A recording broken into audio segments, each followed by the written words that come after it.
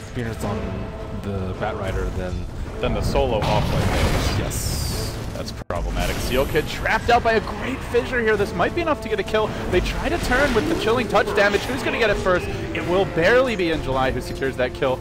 At the same time, your Earthshaker for Faith gets bold, gets aggressive, maybe a bit too aggressive. The double kill comes out from In July from beyond the grave. Power. They get one kill. The Venge also falls, and Jonas tries to turn this one around. Looks for the 2-hero impale. Only managed to get one. But that will be enough to bring down. Yeah, nice counter initiate there. At least getting something. Nice blast coming through. That probably is two. Faith just accepts the spade. Charges in. He gets the Echo Slam off, which sets up a Mystic Flare follow-up. I think my parents majored in that. But a micromanage your child's life. Here comes LGD. They're gonna push the bottom lane. Just kidding, I love you, Mom and Dad. Don't disown me. We'll take this tower here rather easily. Stark gets the last hit as well. That's gonna be nearly a completed. So a tier 1 top for Roche, but with the added juicy bonus of a Batrider kill. Maybe this is NIP's ticket back in the game. Looks like they'll be down around 5,000 gold, 3,000 experience, still fairly even, although you look at the late game and it still feels a lot brighter for LGD if this stays around. Means NIP cannot chase any farther. In the meantime, well, maybe they try to. They're bringing an Era from reserve. Man, I don't think they expected this. He kind of swept his way through the tree line, ambushed him. Surprise, it's me, the big bad wolf. And I want a little bit more. He surrounds him with the wolves. He's going to munch him down too. That's a 2-hero takedown for Era. With, you know, he's been involved in all of their important kills, and the threat of his ganks has just changed the way LGD play. They've just been kind of sticking together, not leaving the base as much, not going as aggressively for kills. They go for an ultra deep push here by into the enemy woods, but just hoping to happen to find a Lycan. But Era's that. He's not there. He's not home. He's at bottom lane, chilling at his neighbor's house, and he will easily dodge out from that one. Still, the question remains, can Dusa carry this? I think it's mostly just due to the initiation combined with her ultimate. Like, if they can get Echo 1-2 people and then Earthshaker dies, I think that's definitely worth it for the Dusa and company. Speaking of Echo, I think he just casually dropped it earlier on some creeps. Well, that won't be around for the next fight, but to be fair, without the blink, you're unlikely to get that off, and it will allow Faith to complete his blink soon. I think, yeah, if you're LGD, you just kind of have to wait for an NIP to come high ground, and then that's where you look to hold the line. They do have a really good high ground defense lineup. Something NIP are well aware of. They've been very deliberate this game and patient. Third cheese, maybe? Or third Russia, maybe? Third cheese, man. We're going to be here for a while if there's a third cheese to wait for. Yeah, third rush could definitely be it. In July, will continue farming his woods as NIP just count down. And Roche has just now respawned. They should know too, they've got the ward in the pit. They probably want to circle the wagon, bring down the rest of the troops, and it'll be Jonas joining them on the Nyx Assassin. And Jonas 8, while they're making their way towards the pit. At the same time, LGD have 4 heroes bottom, so they're not too far away from this Roche, but missing a crucial hero in the Earthshaker, also missing the Echo cooldown for 25 seconds, and that is going to be too long, it looks like. Era into the pit, not summoning the Necrominions, not howling just yet, reserving it for a potential team fight that might break out, which I guess will buy time for the Earthshaker to get in position. Let's see if they're ready for In July's rotation. He's up on the high ground, Era into the pit.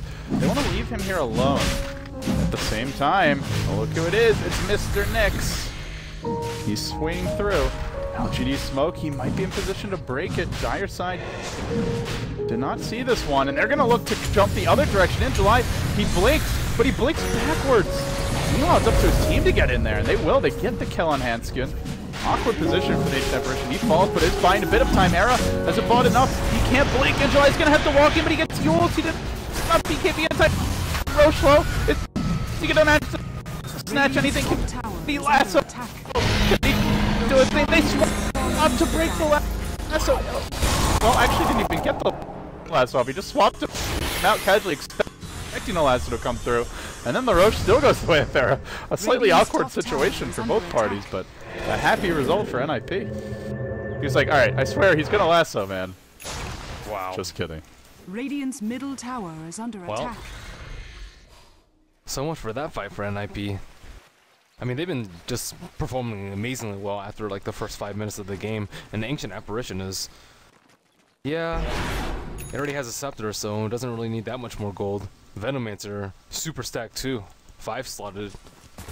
So on the flip side, you have LGD, who's pretty much just mostly concentrated farm on Medusa, a little bit on Timbersaw, but not really that much. Speaking of this Veno, when you see a Veno going man mode against the Medusa, that is definitely a sign of the time. Sylar forced back, rotations coming through. It's Jonas again. He's always in position for these fights to break out.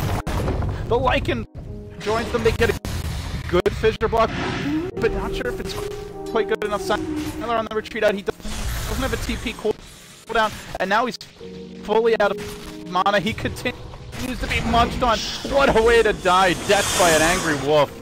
Sounds painful, sounds awful. They lose another as the Earthshaker of Faith will fall, but they look for a third, a fourth kill maybe. They continue the chase. Ice Vortex, NIP getting the slows out. They silence Jonas. Good defensive maneuver by MMY. But at this point, NIP are just descending in numbers on this middle lane. 5 heroes in position. The Aegis up on the Lycan. BOTs can fly out momentarily, or you might just leave them at the well, swap them in, and buy back if he actually needs that third life. And speaking of buybacks, Lycan currently sitting on one. Man, Deuce has could be it. Deuce has been such a non-factor this game. And it's like an ideal Deuce game. Just free farm. Laning stage uncontested. NIP didn't push at all. 42 minutes in though, Ben. Still has not won 2-2. Just hasn't really had a chance to do anything. NIP continue munching their way quickly through this Radiant base. Arrow will bring down the tier 3. He moves forward confidently onto the melee racks as LGD just watch. Their base is burning. Somebody's got to react to this. It's finally in July who looks to Jonas is caught out. The fissure prevents the defensive swap. Really nicely played by Faith there. That Steel Kid could not get in range of time. Still he's gonna morph. He's getting big. He's getting scary. He'll get another one. That's a mega kill for 8 Mother, who continues to collect last hit after last hit. They take the range racks and they move out together as a squad of 5. Everybody retreating back to safety. And good news for NIP, well, or rather for LGD. NIP's Nyx Assassin Jonas did buy back, but well worth it for a lane of racks. And they still have Aegis. Poor Medusa. Yeah. I find it hard to feel bad for Medusas. I feel bad for Sylar though. Wow, now we're back to the player rights. Such an ugly hero, dude. Hero rights. It's Medusa. She turns you to stone just by looking at her. How can you love such a creature? Other heroes, I can say, you know, they're cute, they're kawaii, they deserve our love and affection, but not the Medusa. Well, she'll try for it with the Stone Gate. Working on Era, they get a nice fissure. Faith blinks in. This could be the turn opportunity. Era ends up. Will he go down? Final. What do you think? Oh, kill him! Come on already! They can't! He survives through it all! Somebody kill that wolf! 4 heroes dead! He's still limping around on 50 HP. He basically wants to die at this point for the free heal. He'll get mech'd up. I guess he's not even going to need to. NIP just walk away with another dominating win in the fight, and that'll be GG. LGD, they tap out. NIP take a 1-0 lead. This game looked awful for them early, but just great movement from the Nyx Assassin. It seemed like 80–90% of the reason why they were able to mount the comeback. I think the Nyx did more than like all 3 of the cores on the Radiant side combined. Yeah, like that was ridiculous. Like they couldn't pop BKBs in time because he had some sick initiations. He just picked so many people off. He looked for opportunities with A ultimate. Like, and Batrider, he had a hot start, and then like after like 10 minutes and he got his blink, he didn't really do that much. Timbersaw, I mean. And Nyx just owns Medusa. She was always out of mana. Sylar did not feel tanky at all.